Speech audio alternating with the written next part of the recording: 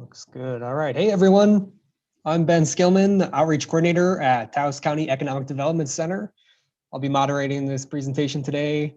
And we do ask that, again, you guys stay muted till the end, and you'll be encouraged to bring questions to the presenters. And still going to give people a moment to jump in. Had a few more expected. And we definitely encourage you to utilize the chat there on the side if you need.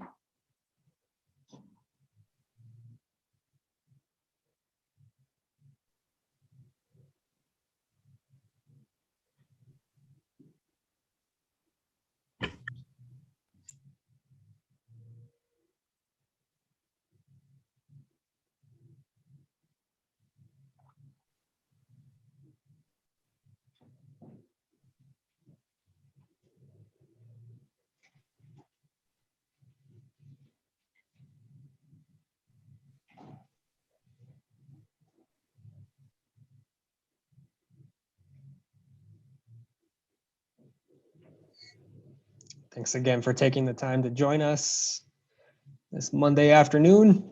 Hope everyone's Monday's been good so far.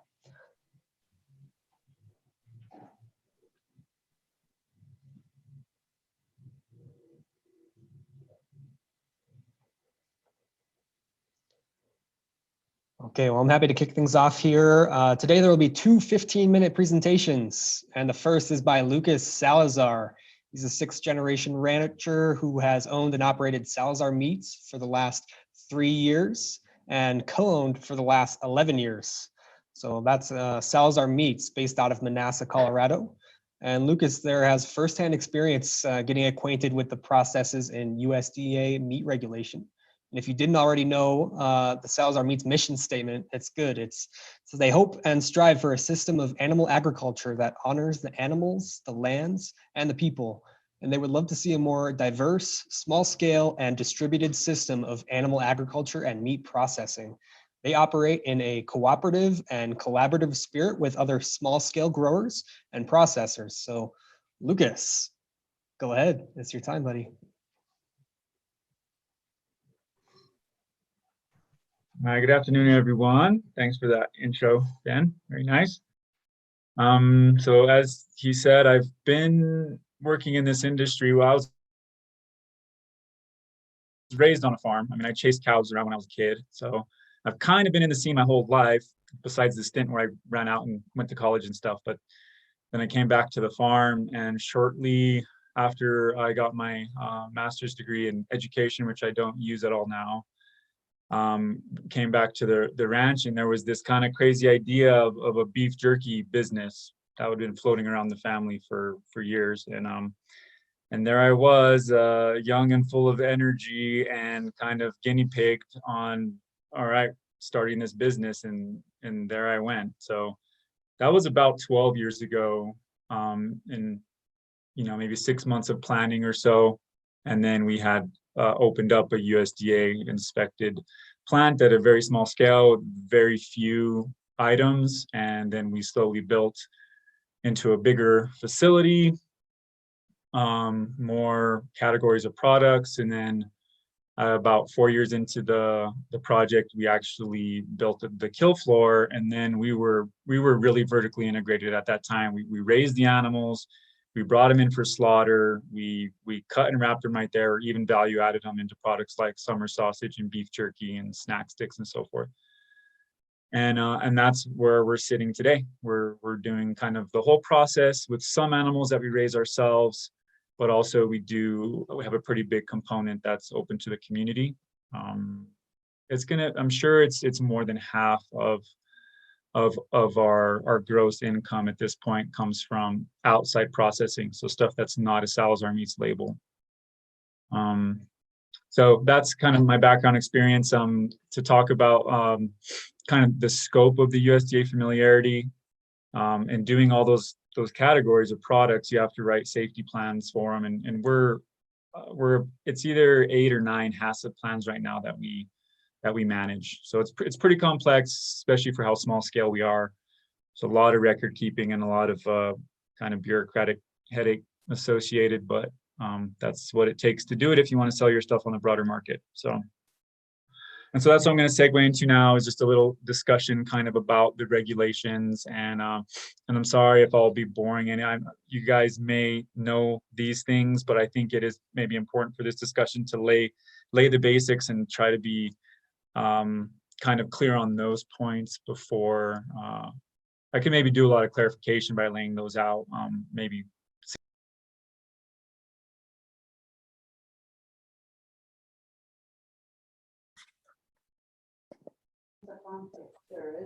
Lucas, just a quick thing there. If you could unmute again, looks like you got muted somehow. I don't know if it's. Okay, can you hear me again? We got you. Okay, so when you're talking about meat processing, there's basically kind of like three, at least the way I'm looking at it, I'm looking at like three kinds of things that happen out there. There's the not for sale processing, which is typically going to be for like wild game, or for, you know, the one pig a family raised in their backyard that they just want to consume with their family and maybe a few friends or something. And that has very minimal oversight, based just on a state by state basis. The federal inspection aspect doesn't get involved at all. And what you're doing is you're basically paying the person on private contract to process just your animal that's for your private consumption in the way that you want it done. And it's just a private negotiation between the two parties and how that works. And then if you want to sell anything on a broader market, you want any kind of wholesale aspect to what you're doing, then you need a USDA inspection bug on your product. And I see that falling into two buckets. There's the USDA processing that is for domestic species, and then the USDA processing that is for exotic species, or they call it non-amenable species.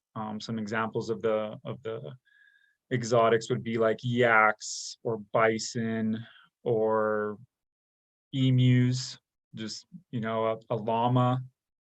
Yeah, you can sell all these animals under a USDA inspection, but it is going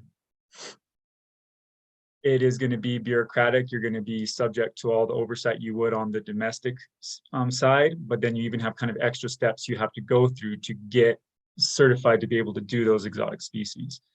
So initially, most people, when they get a USDA inspection on that domestic side, is going to clear you to do poultry. Poultry is one, but poultry is kind of a category aside from meat. So poultry plants have their own set of rules, and I haven't done poultry under the USDA, so I can't speak much to the poultry. But then the meat is considered pork, beef, veal is considered under there too, goat and lamb or sheep or mutton. So those species, the inspection for all that gets paid for by the public. Just as taxpayers, we're always paying that, whether we know that or not. We're always paying for those species to be inspected in our country. And there are, you know, hundreds, I'm sure it's thousands actually, right, of inspectors around the country that are paid a pretty good rate to watch all these systems and make sure everything's happening in a way that, you know, they deem as safe. But when you get to those exotics, now it's not a publicly funded endeavor anymore. Now they need private funds to do that inspection. So if I bring a bison into my plant, and say the production load of dealing with those bison that week, it's 8 hours to kill and do the cut and wrap, maybe it's just a couple bison or whatever, someone privately has to pay for that. So my plant's going to get a bill, this special, like on top, kind of like an overtime bill for the inspection, that inspector was there and made sure everything went okay, but they're not charging the taxpayers for that anymore. And so that fee gets rolled on to someone else. So that kind of summarizes the main processing. You got not for sale, which is the state-based thing, which is really pretty loose, just private contract between two individuals. Then you got the USDA domestic, and then you have the USDA exotic. Okay. And then kind of, I guess, a second point to kind of follow up on some of the distinctions that happen with this USDA inspection. It doesn't really deal with my plant very much, but just kind of can maybe help clarify some of the thinking out there, is thinking about wholesale versus point of sale operations. So an example would be like restaurants are like the point of sale of the product, right? So you order the ribeye steak at the restaurant, that's boom for you to consume right there. That was the end point of sale. The feds are pretty convinced you're not going to take any product out of there and try to continue to distribute that in any way. That's kind of where the product dies, so to speak.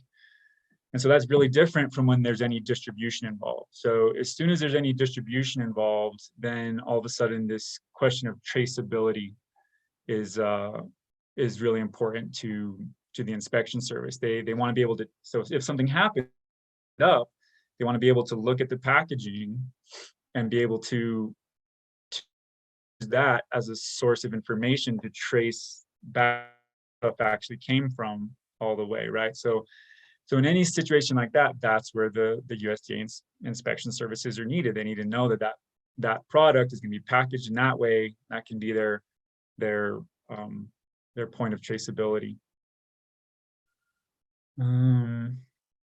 And so that kind of is what I wanted to say on the kind of categories and inspection requirements.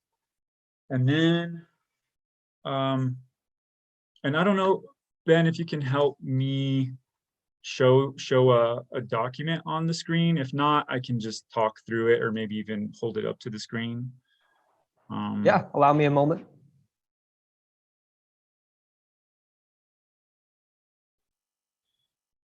Yeah, this next thing I want to share will kind of help you, if you don't already know, understand kind of the market, so to speak, of these services, to give a rough idea of what the pricing is going to be.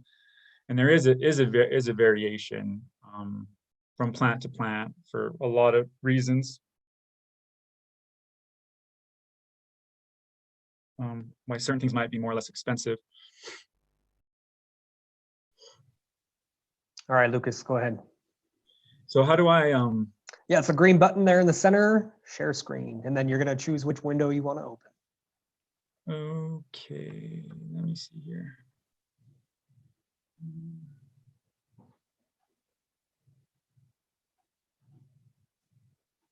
Where'd it go? It was just up there. Let me.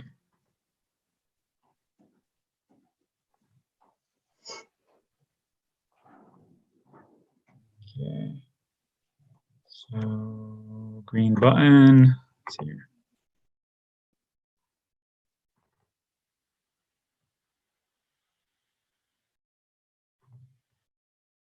Share screen. Okay, cool. That's pretty nifty.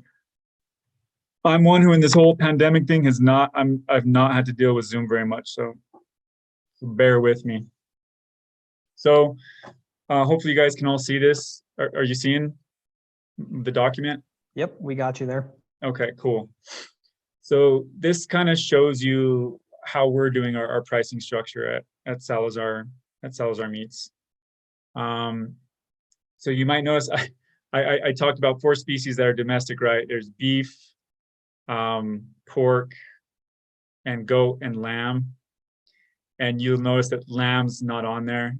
Well, just a little insight with the lamb is it got a little too intense with the bureaucracy around lamb because we were having people bring us lambs that they were convinced were still under a lamb category as opposed to a mutton category. But the USDA, they crack a certain knuckle on the animal and look at it and they're like, oh nope, that's mutton.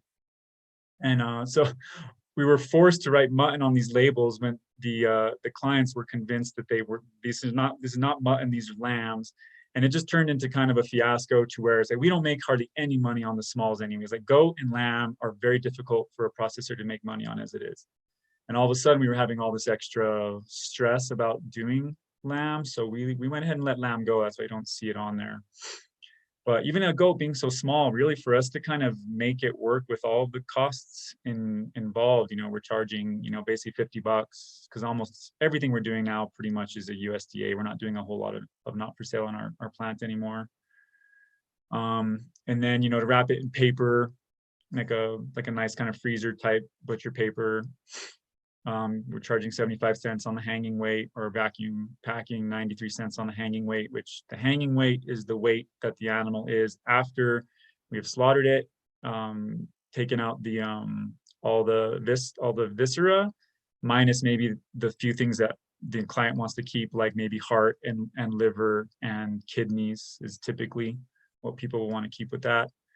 And we will weigh those, and that'll be included on the weight. And then the skin's off too, of course. Heads are optional. The client can tell us if they want to keep the head or not. And that's, yeah, so based on that weight, so a little goat, I mean, we did a bunch of goats just the other day. I mean, we had some of them that only weighed 18 pounds, 20 pounds hanging weight. So if you take 20 and you multiply it by 0.75, that's only $15 we make on cutting and wrapping that little guy up. So the majority of the fee on a little guy like that ends up being in the kill, right? But then goats, large goats, pigs are kind of mid-range, but then beef, to kind of go to the other end, right? We need about $100 for each one of those to do the slaughtering. And then, you have a 500-pound hanging weight. It's pretty common. Somewhere between 500 and 700 pounds is probably the average of the beef that we have hanging. You multiply that by, 0.93, add that kill fee back on. We're making something like $600, $650 average on a beef that we pack. Most people are doing the vacuum packing option these days, it seems like. So that kind of gives you an idea for what it costs to process the littles and the bigs. And the pigs are in the middle. You can imagine pigs being between $200 and $400. And then you can look down below, you can see the summer sausage and the link sausage and bulk sausage, all those things. So pigs are the species we get that have the most requests for value adding, because almost everybody wants to make bacon out of a pig. A lot of people want to do specialty ham that we do. There's, summer sausages, bratwurst, all that kind of stuff. We almost always get requests for fun meats with pigs. And so pigs are usually making the higher end of the range of their costs, because people like to get a lot of different products out of pigs. And so, yeah, so that's there. I guess we can bring that back up if anyone wants to see it later, or ask any questions about that, just to kind of give people a sense. And then really the last thing I wanted to mention is just kind of where the local options are. Our region just lost one of our USDA facilities that we had for 15, it might have even been more than 15 years. They've been in existence for more like 20, 25 years. And they did USDA for a lot of that. And that was Mel's Custom Meat Processing in Romeo, Colorado. They were our closest neighbor. And they just recently, maybe it's only 5 months ago or 6 months ago or something, they're still operating. So you can still get animals processed with them on the not for sale basis, but they let the USDA stuff go, which kind of shows a little bit about, there's a level of stress there. As soon as you're under inspection, there is a level of stress there for the producer. And so hopefully people can understand why maybe we charge a little bit more when we're doing that, because all of a sudden there's all this extra paperwork and lab testing that you have to submit and so forth. So that's where a lot of that cost comes in. Not to mention your facility. Your facility kind of needs to be a little bit of a higher notch facility to be able to have the USDA let you operate. There's just kind of certain basics of sanitation that have to be able to happen, and some building methods don't do it. Like you can't wash your walls, you can't be a USDA inspected plant. So you have to have metal walls, or you have to have like a FRP, the fiber reinforced plastic kind of walls. Everything's got to be splashed down, complete wash. But here, as far as I know, these are the plants that are kind of like, for I think who's participating in this conversation, who you should know about, who you could use, which would be Moriarty has a plant, I believe it's called Western Way. And I know they're booked crazy, but they're, I think, like a decent sized plant and can do a decent amount of volume.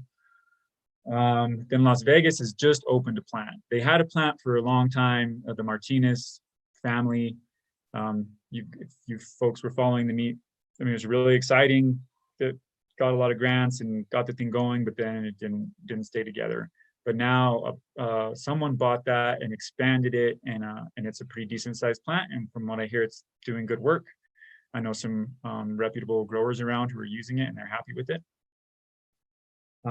Then Raton has one. I couldn't tell you much about it. I just know they're there because the inspectors are always kind of giving us the USDA processing scene gossip, and so that's why I know it's a small family-run thing, but apparently it's they say it's run well. And then Durango, that's probably the biggest one regionally. Is Sunnyside Meats in Durango. The Zink family are the owners there, and their walk-in cooler is massive. They probably have something like 100 beef holding capacity at a time. It's a pretty large plant. And it seems like for the small, from what I'm hearing, which, and you can go on their website. I did look at their pricing. It's quite a bit more expensive than Salazar Meats is, and especially with the smalls. But if you're a grower with some volume, they can probably accommodate some pretty significant volume. And then Manasseh, that's us, Salazar Meats, and say we're pretty small scale, but I think we do a really good job. We've taken enough years to get like the better equipment that really helps us really do a good job for our customers, but we're there now, and we're proud of that, and we're happy to help if we have space. But we are right now officially, we're booked through the rest of 2021. And probably in the summer, we'll start opening the bookings for 2022, but you're welcome to check in with us and get on a cancellation list if you'd like. And then the only other one I know that's kind of remotely close is in Salida. But these are all USDA. All these plants I just mentioned, it's a USDA option. Mel's is not, because there's some other small scale facilities too. There's one in Arroyo Hondo. There's the Padillas in Arroyo Hondo. So that's a place you can go if you just kill an elk or whatever. They can cut it up for you. And then there's one in Bountiful, Colorado, which is between Romeo and La Jera. That's about 15 miles south of Alamosa. He's new. He's got like 3 years there maybe, but he's fun. He's got a lot of the value added stuff going on, but he really does not want to work with the USDA. So, but yeah, you can take a pig in there and get bacon and all kinds of fun, bratwurst and stuff like that with him too. I'm hearing people are pretty happy with what they're doing there. But that's pretty much what I have to say, kind of basic kind of contextualization of what is happening right here in our scene.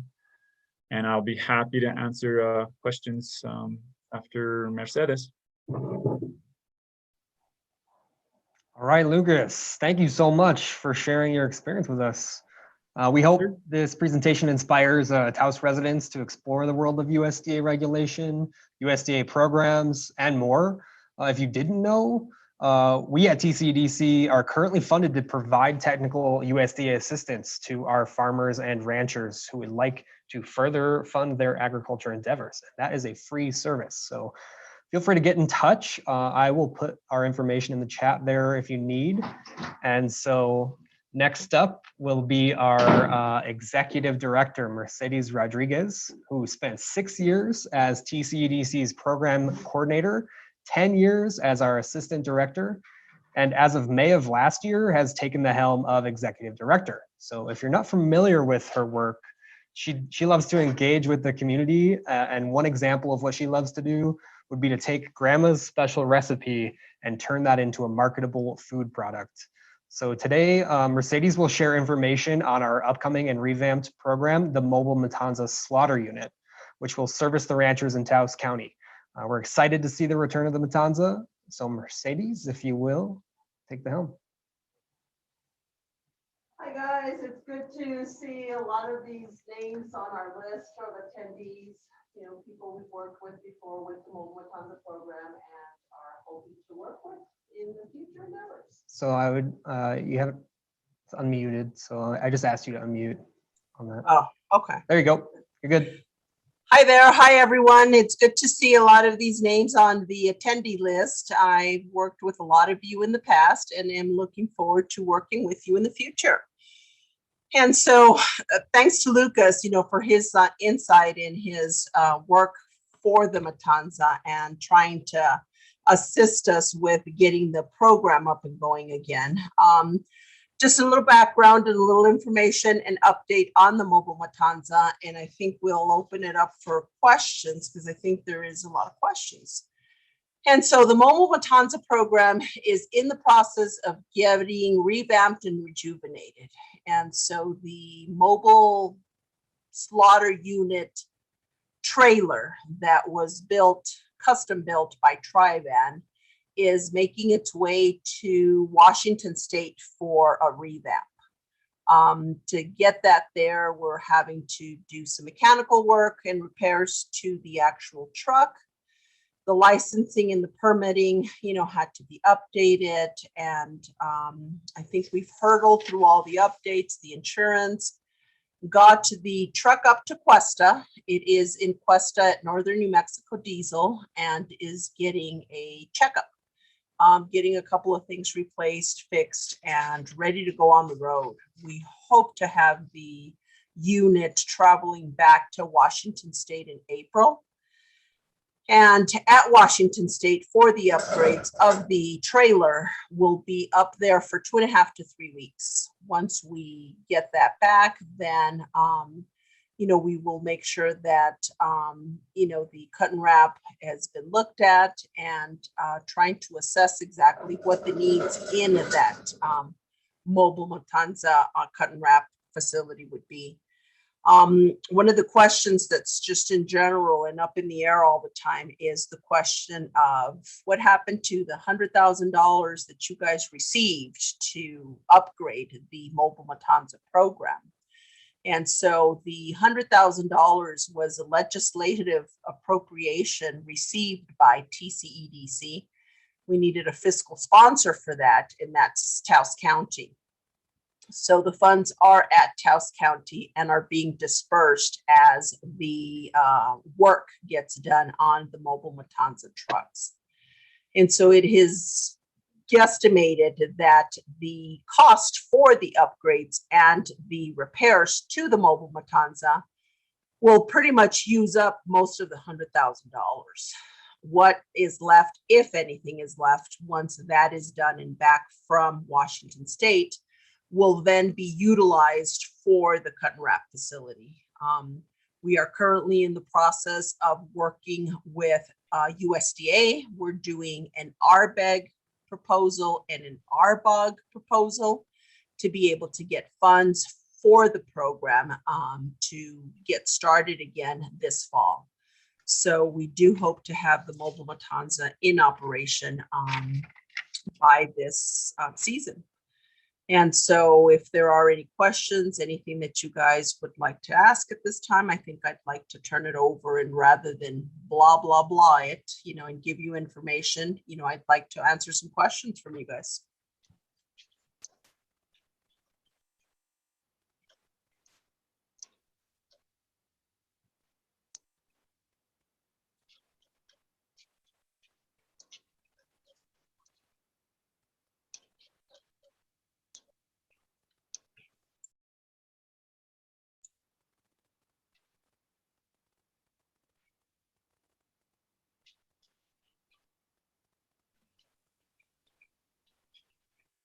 Mercedes, Yes, sir. this is Ernest Lopez. Can you hear me well?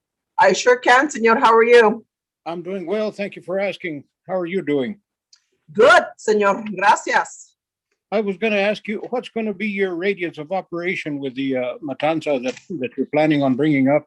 I heard earlier Taos County, but before it was out and beyond down here into Mora County. Will it be pretty much the same radius as you had before? Yes, it would be. So basically the radius that we were working with previously was a 100-mile radius. Okay. And so that would include Mora. There were times in which it did go out of the 100-mile radius, depending on, the connection with the farmer, the number of animals that were going to be slaughtered out there. And so the official radius was 100 miles. I see.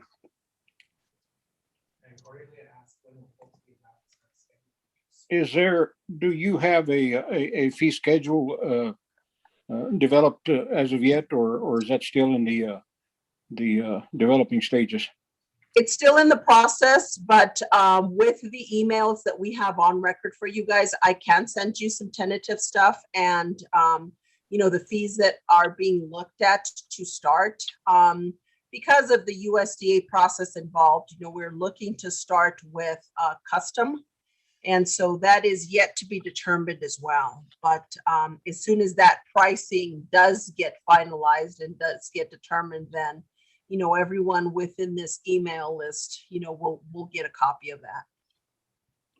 Very good. Thank you. Thank you, senor.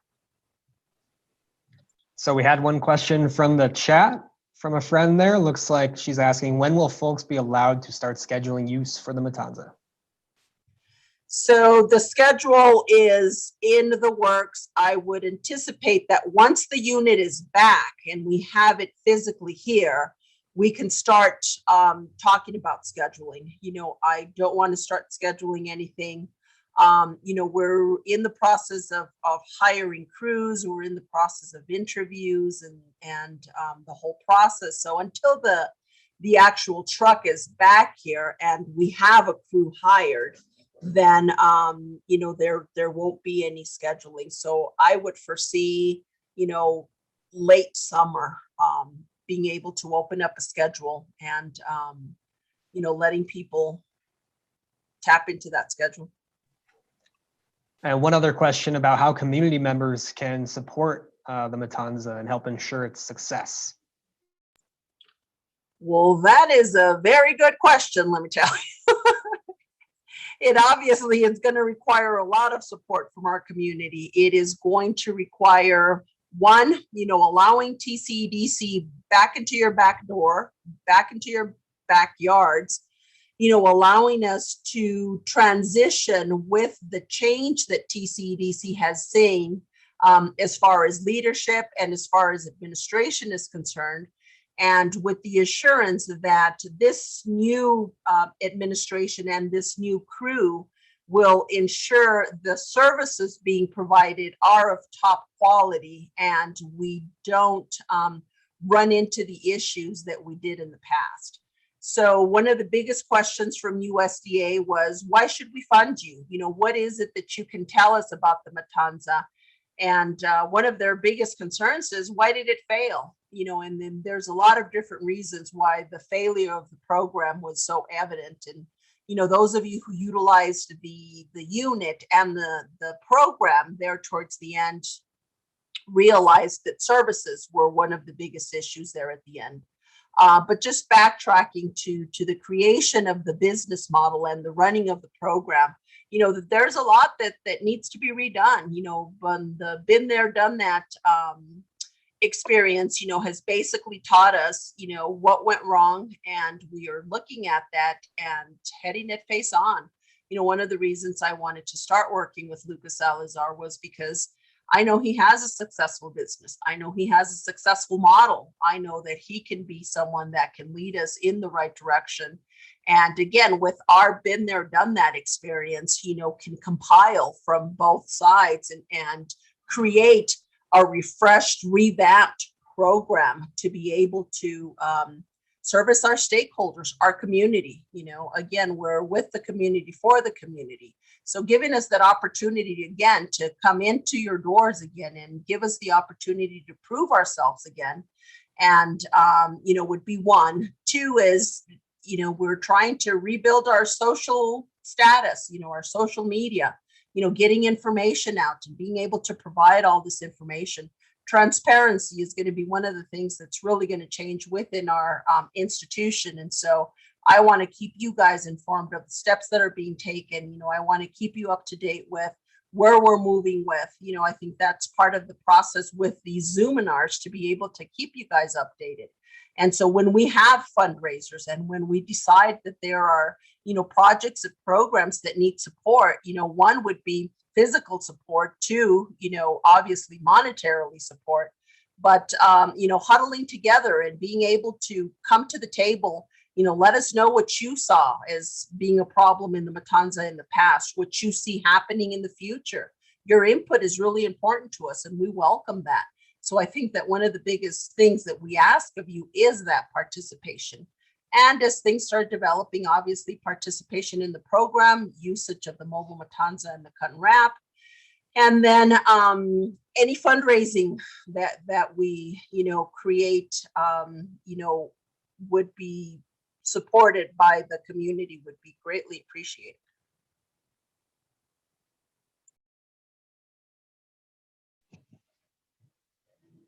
That's great, Mercedes. Thank you. Are there any other questions about the mobile Matanza at the moment? Yeah, hello everybody. My name is Delbert Chisholm. I'm from Taos Public. Can you guys hear me? We can hear you. Okay. Hello everybody. Mercedes, how you doing? It's been a while. As you're aware, Mercedes, we used to utilize the mobile Matanza here at Taos Public to harvest our bison. Are you guys still going to have the voluntary inspection under USDA at your facility? Yes. So we will have that same service. And, again, with you guys, when, Salazar, Lucas is explaining about exotics and stuff, and, that's where our USDA inspection came into play. And that's where those extra fees that he talks about came into play, because, bison is considered an exotic species. And so absolutely, that is part of, being able to service the Pueblos again, is definitely what we have in mind. I understand you guys are on a venture of your own. Yeah, we're currently, well, in the light of COVID, of course, we just need to be more self-sustainable here at the Pueblo in case we do have future events, stuff like that. So we are in the process of putting up our own little processing facility so we can harvest meat for our Pueblo. But on the other hand, too, we do sell bison to La Montanita Co-op. So we do need that USDA in certification and inspection. So that's the reason I was asking. Because usually, since the mobile Matanza went down, we have to utilize Western Way down in Moriarty, which they did pretty good for us as well. And the other question I had, I know last time we went through you guys wouldn't release meat unless it's frozen. Is that still a protocol that you guys have to go by? Because La Montanita, of course, will break down their own meat into different cuts once it gets to their shop. Correct. And so basically the process for the release of our meat, again, was under the USDA inspection and USDA guideline. And so I don't know that that has changed. Can you offer some light into that, Lucas?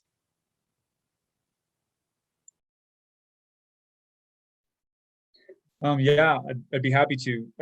It brings up the question of kill chills, I think, right? Because if I'm understanding you right, Mr. Chisholm, you're wanting to have the animals killed under USDA specs, but then just have those carcass shipped in either quarters or halves, or maybe just like very large subprimals, right, to La Montanita's meat counter, where they run all the steaks through their saws and actually get it retail ready at their.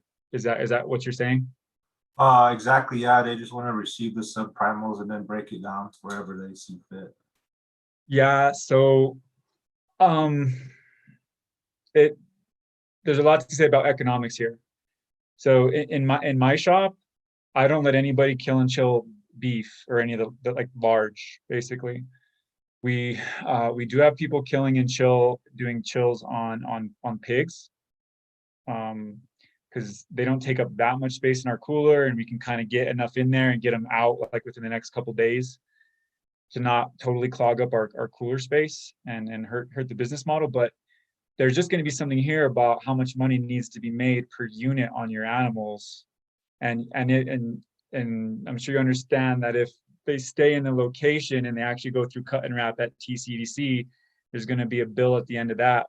I mean, I don't know how big your bison are when you're sending them to harvest, but it's probably going to be something like, if you vacuum seal them, something like probably $700-800, maybe even more. Whereas a kill and chill, right? again, that's maybe where the mobile Matanza needs to sit down and figure out what they need to make that work, which for a bison might be $200, you know. And are they going to deliver it? I mean, that's kind of the neat thing about the mobile Matanza, right? As long as La Montanita could actually absorb quite a few, like maybe they could kill 4 bison at a time, and they actually just drive them in the mobile Matanza down to La Montanita and unload them there. And that could maybe be something that's efficient enough to where the price could stay relatively low and not have to hike up too much. Or maybe La Montanita can come down here and they have a truck that can load them out on a rail and get them, right? Or the subprimals could be broken down to a certain level where they actually are boxed, and then that would be a different fee. But it's hard, you know. When I started my business, to tell you my experience with kill chills, when I didn't have a kill facility, is I was doing it with Mel a little bit, and I'll tell you, he only let me do about 2 of them before he was like, you know what, get out of here, dude. He's like, this doesn't work, you know, because his model was based on making about $500. He was seeing in his mind every time a beef went through his facility, and now all of a sudden he's only charging 100, and he maybe charges like $100 at that time, or 120 bucks or something like that, to do the kill chill. Because then I took him to my little USDA plant and did all the cutting and everything there. And so, you know, it took his time and his crew and everything and took up some of his space, but he didn't really see that money. And so just to say my story with it in my plant, I've only been able to figure out how to make it work if we can do like 8 pigs, 10 pigs for someone. And we're real tight with the client. We're like, okay, well, we need you to get them within 2 or 3 days. So then we have space again to do the next kill day and fill up and actually make more money on the carcasses. But that's going to be a question for TCDC to decide, are we going to do kill chill, and what is it going to take for us to do it economically? So we're not just operating at a loss, because that's where a lot of, you know, the TCDC has got to figure out how to provide these services while maintaining a margin. And it's tricky with the mobile unit. You know, it can't go running out for 2 goats. It can't go running that 100-mile radius. It cannot do that to go kill 2 goats. You spent way more money in gas and everyone's time. You had a huge loss that day to go chase those goats. So, and that's, I think, where the rubber hits the road. Absolutely. Thanks, Lucas. And Delbert, just a little insight on that. So basically the future plans for the mobile Matanza are including, you know, expansion within, you know, our freezer and our refrigerator units. And again, under the nonprofit running of the Matanza, with, again, you know, looking at our margins and the been there, done that experience that we got from last time, you know, we would be able to tap into funds for those expansions, you know, to be able to, you know, do the kill and chill with a lot less stringent margin, you know. And right now with the CARES Act and the COVID relief that is being offered under USDA, specifically to rural areas, we're in prime position to be able to tap into those funds to offer those expansions. Right, yeah, understood. I mean, it has to be viable for both, you know, both parties. I get that.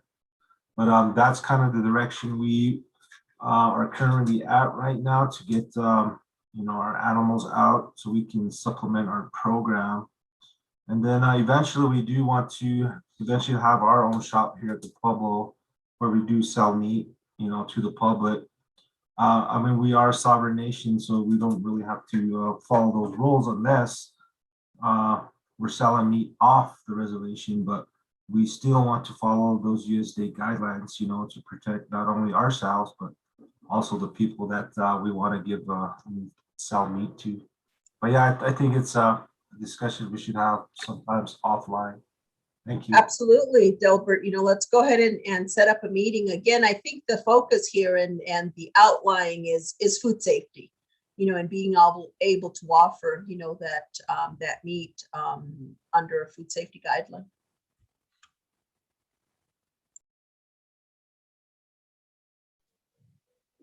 That's great. And if you do want to go ahead and open up the whole floor here, anyone that has a question for Lucas as well, feel free.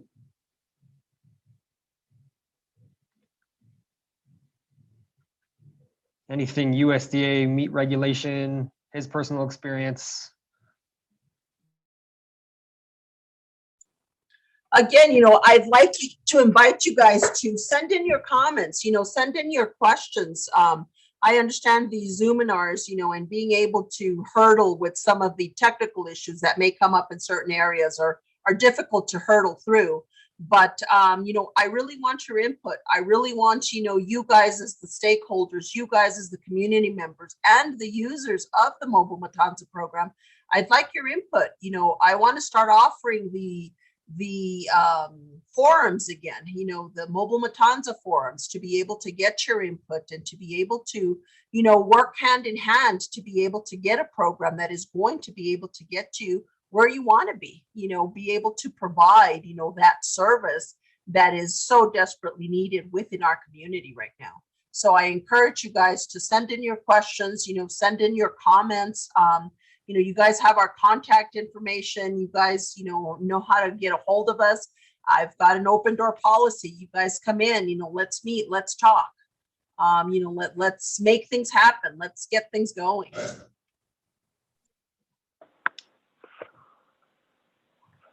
Hi, this is Jenny with the Taos Community Foundation. I'm sorry, I got the link a little bit late. And perhaps you had already spoke about this, but I was just curious about the Mobile Matanza, and maybe that's something I missed, and I apologize if that was something that you touched on. Is that up and running, or if it was covered, I can go back and look at the recorded video? No, we can definitely answer some. We did cover some of that information, but I'm glad you're on the line because the Taos Community Foundation, did provide some funding for the Mobile Matanza to get rolling again. So under the $100,000 appropriation that we received from the state, we were not able to pay for any program costs. So we thank the Taos Community Foundation for stepping in and providing, much needed funding to be able to cover some of those costs. Examples being the insurance for the unit, the distance and weight permitting, and the taxes that needed to be paid on it. So the unit is up in Cuesta now. It is being, worked on. There is repairs that need to happen to it. It's getting a final inspection as well to be cleared for travel to Washington State. And we are looking at sending the unit up to Washington State late April. Great, thank you so much for sharing that. No problem, thank you guys. Thanks for being here. Also, we had a question in the chat for Lucas. What are the fees for domestic and exotic?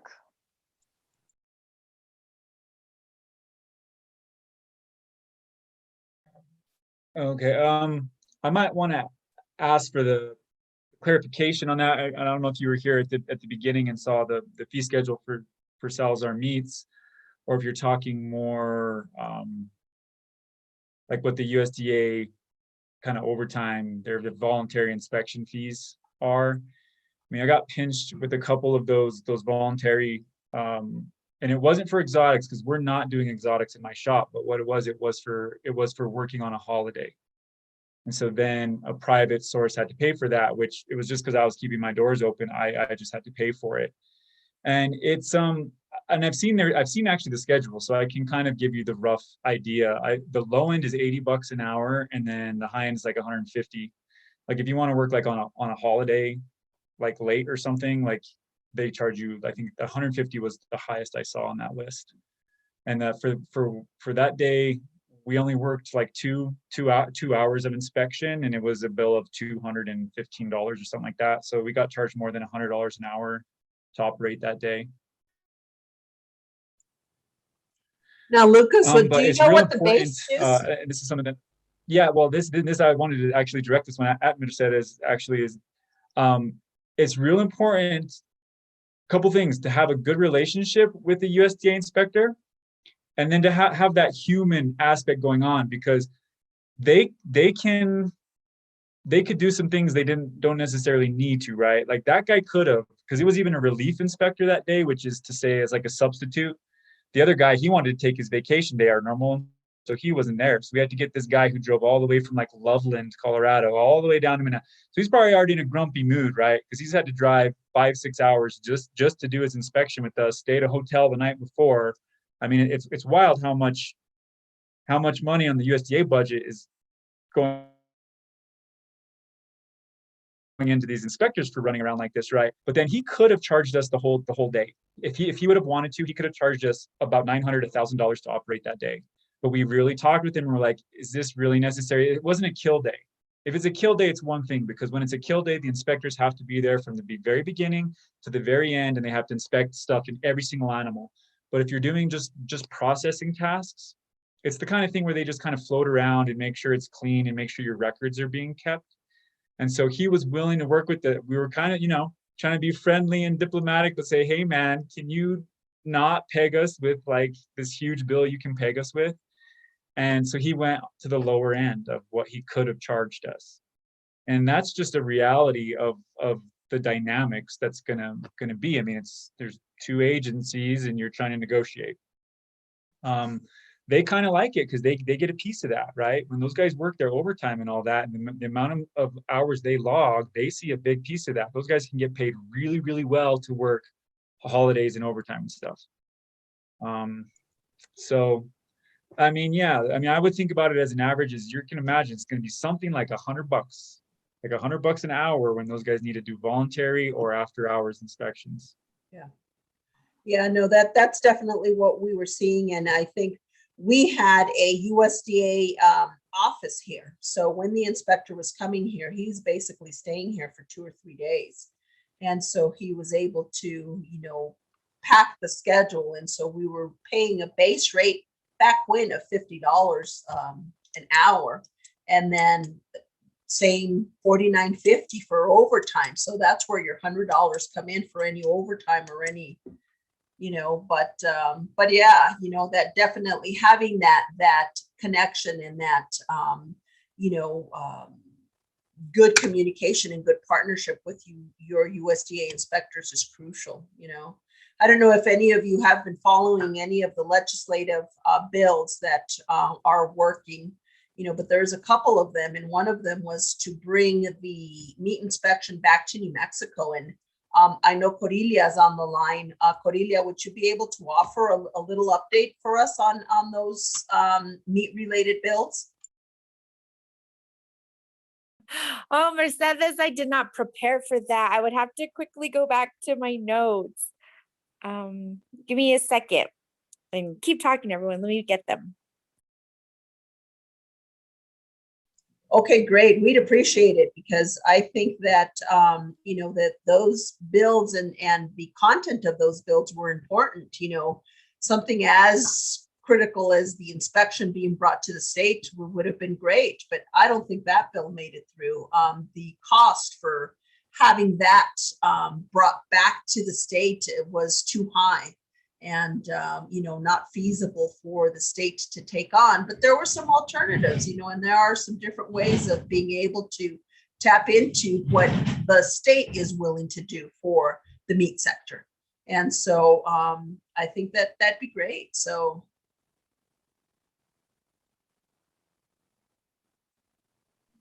So since there's a minute, I'll just insert another thought that could be valuable.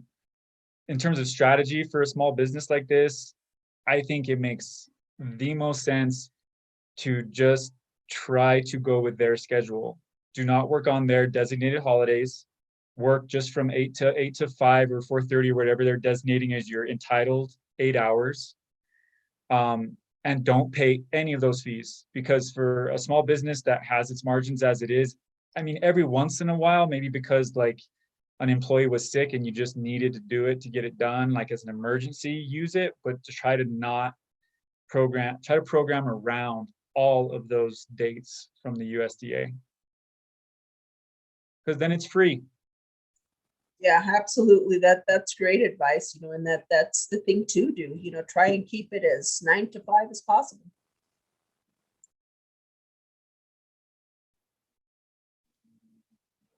And Cordelia, if you want another minute, there was a question about diving deeper into Lucas, why you believe Romeo Processing decided to let their USDA certification go.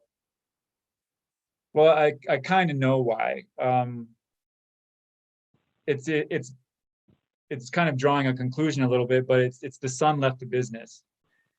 Matt was I believe I can say the tech savvy one and so forth. And you kind of got to be comfortable with computers and want to deal with some bureaucracy and stuff to be in the USDA. And I think Matt was carrying a lot of that aspect of the business, a lot of the compliance side. And when he left, I think, it's kind of rough I could see that being really hard. I mean, my business works with a model where there's two guys who really know all of that stuff and can handle it. To have that all be on one person, and if something happens, if you're sick or you get injured or something like that, and it's all on you, it's like everything falls apart if you're not the one there being able to do it. And so they lost their key employee, so to speak, number 2 in command or whatever. And I think that just made it really hard to keep the USDA going.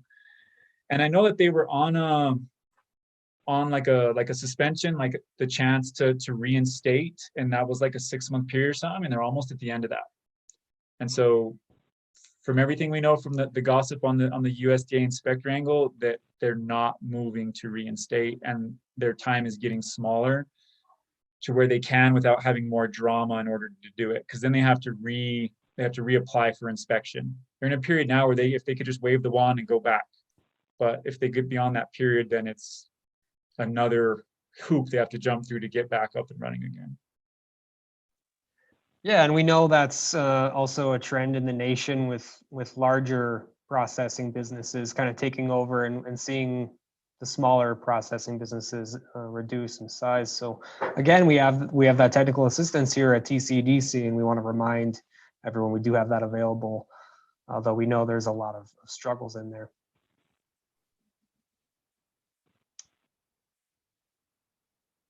There was one other question that we had here, and it was again for Lucas. It was, what was a challenge you didn't expect when applying for that USDA certification originally? I would say it was the level of specificity in HACCPs for certain things. And so I operated for 3 years until I had my first FSA, the food safety assessment, which is like this gut-wrenching, god-awful audit on your plant. And so the guy was there, and literally all day, every day, from beginning until close, just taking up space in the little office we had there for more than 2 weeks. And after he left, I got a report that was about 150 pages long, that had 26 action items that I needed to do. And a lot of those 26 items had a bunch of sub items.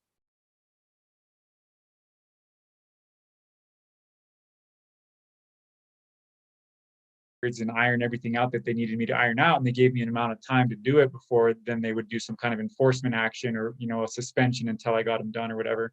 And I got through it, and we got everything back to where I shouldn't say back, we got it to where it needed to be. But the FSA was kind of a blessing in disguise, because I feel like it happened early enough to where it could have been more painful to make those changes later, and it helped us be fully compliant sooner and really helped us understand everything sooner. Like, I almost wish they would almost do something so aggressive right in the beginning with people, because it is wild. I mean, the book, the CFR, the Code of Federal Regulation, is a book that thick. It looks basically like a Bible, and it is nitty gritty. There's the notion of basic compliance, which is that your HACCP shows some basic competence, which is the food safety aspect. And then there's the SSOPs, which is your standard sanitation operation program. And we did have those, but there's all kinds of specific ways in which the documents need to be maintained. And there's all these sub points to it. And so we were basic enough that they let us operate, but we had big holes we didn't find out until 3 years. And that was a stressful, probably 6-week period of where I was just in the books and in a lot of communication with so it's FSIS, right, is the inspection branch of the USDA that does the meat. It's the Food Safety Inspection Service. And so I'm getting intimate with like the hires up, like we have our inspector on the ground, but I was talking with a lot of the higher level people all the time, and we were just hashing everything out. And that you know, that's it's a big cost to have 6 weeks of like just constant paperwork headaches. That was the biggest curveball. Yeah. And then the second one would probably just be like how much everything costs to be up to regulation. You know, like you need certain instrumentation, certain recording devices and monitoring devices and all that little stuff. It adds up. It was thousands and thousands and thousands of dollars I didn't program into my initial plans that, you know, learning as you go. Wow, it's like this is no joke. This is a really in-depth process. Yeah, you even gave a Zoom aneurysm there when you were talking about the sub questions. Was there another question there? Yeah, this is Delbert. Speaking of HACCP plans, is that something that TCEDC would provide technical assistance, not only for our meat processing plant, but also we're in the process of putting up our first 24 by 48 fully functional hydroponic greenhouse. So the HACCP plans with TCDC be able to help us on those? So we do have a HACCP coordinator that helps us with the food center, and we've been able to assist in a couple of those. So yeah, you know, let's talk and let's see what we can do. But we do have a HACCP coordinator that I work with that did help us with the Matanza back when, and right now, you know, she is working with us on the food center and has worked with us for the food center. She does have meat regulation experience under her and comes from NMSU.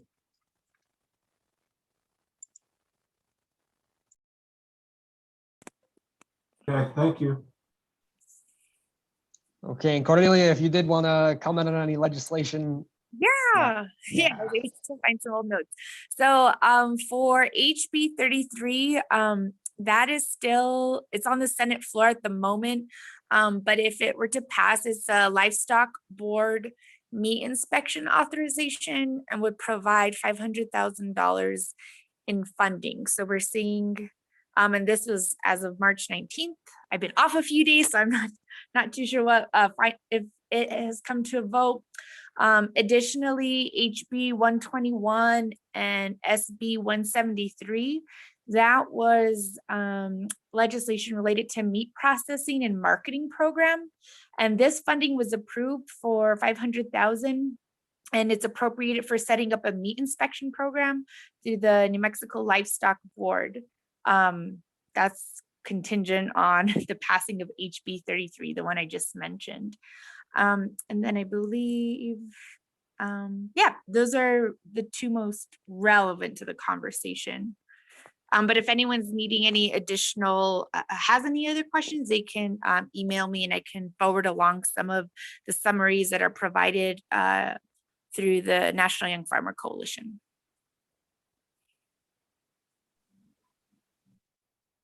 Great, thanks a lot for that, Cordelia, you know, because I know that there is a couple of them and they're pretty relevant. So, you know, we'll definitely keep on top of that.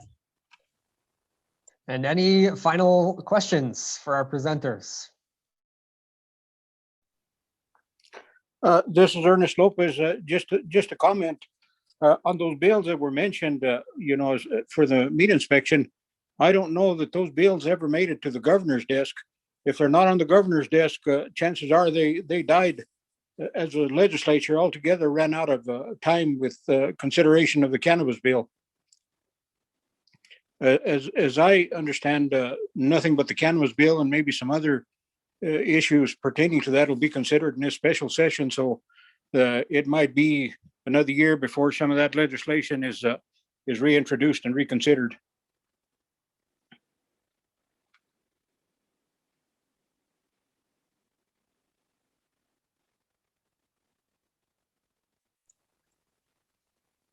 Well, again, you know, we definitely have to keep working, you know, together and, you know, getting everything in place to be able to request, you know, this assistance from the state. So if it didn't happen now, we're not going to let it go. We'll continue fighting for it. And again, you know, that's where your comments, your concerns, and your input comes into play for us. Because again, you know, TCEDC is a 501c3. It's a nonprofit community development corporation. We are not only a nonprofit, we are a community development corporation.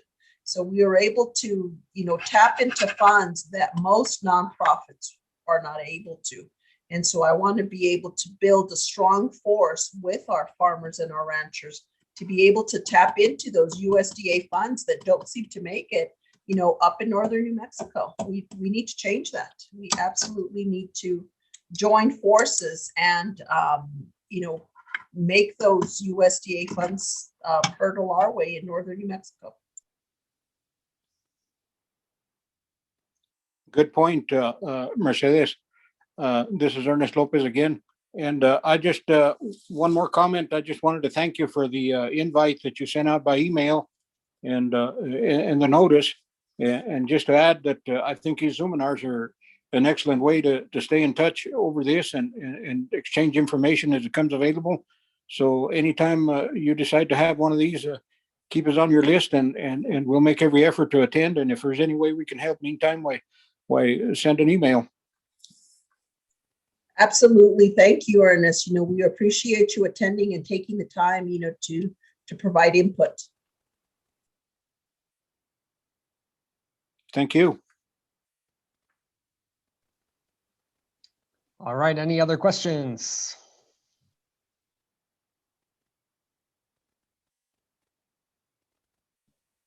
Well, that sounds like it might be it. Thanks everyone for joining today, and big thanks to our presenters for taking the time. And if you are watching this online later, give us a shout on our social media and let us know that you enjoyed it. And remember to visit our website, thetcedc.org, and subscribe to our email list for more opportunities. And of course, go check out Salazar Meats at their website, which is salazarmeats.com. So take care, everyone. Thank you so much. Thanks to all for all the information, and we appreciate it. Thank you, everyone. Have a good evening.